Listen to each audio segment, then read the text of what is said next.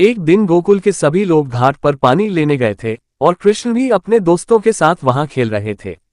गोकुल के छोटे से गांव में हर कोई कृष्ण को बहुत पसंद करता था और उनकी मस्ती में हमेशा सम्मिलित रहता था।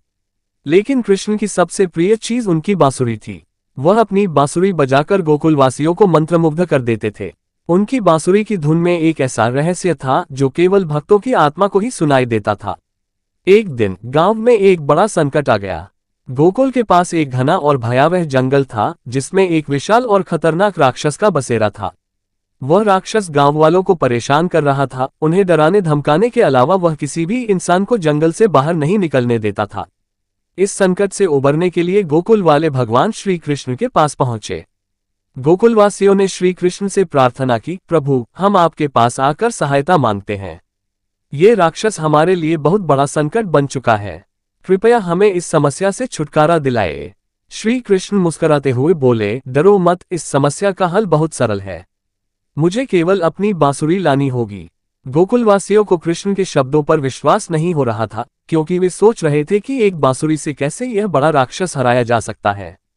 लेकिन कृष्ण ने अपनी बांसुरी उठाए और घाट के पास स्थित जंगल की ओर बढ़े। जैसे ही कृष्ण ने बांसुरी बजानी शुरू की, पूरे गांव में शांति छा गई।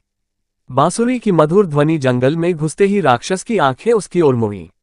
राक्षस ने कृष्ण को देखा और उन पर हमला करने के लिए आगे बढ़ा, लेकिन जैसे ही उसने कृष्ण की बांसुरी की आवाज सुनी, वह पूरी तरह से शांत हो गया। उसकी दहशत, उसका क्रोध, सब गायब हो गए। वह राक्षस कृष्ण की बांसुरी की आवाज में खो गया और धीरे धीरे अपनी सारी शक्ति खोता चला गया। बांसुरी की ध्वनि के प्रभाव से वह राक्षस न केवल शांत हुआ, बल्कि वह कृष्ण के चरणों में गिर पड़ा और उन्हें सम्मान देने लगा। कृष्ण ने मुस्कुराते हुए राक्षस से कहा, तुम्हारा क्रोध और घृणा तुम्हें ही नष्ट कर देते हैं।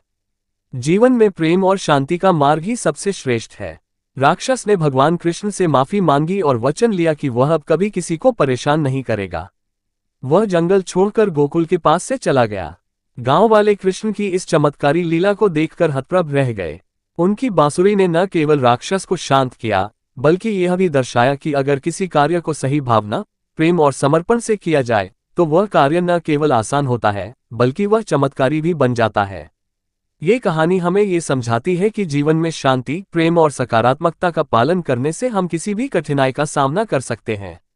कृष्ण ने ये साबित किया कि साधारण चीजों में भी दिव्यता और चमत्कारी शक्ति हो सकती है। जय श्री कृष्ण।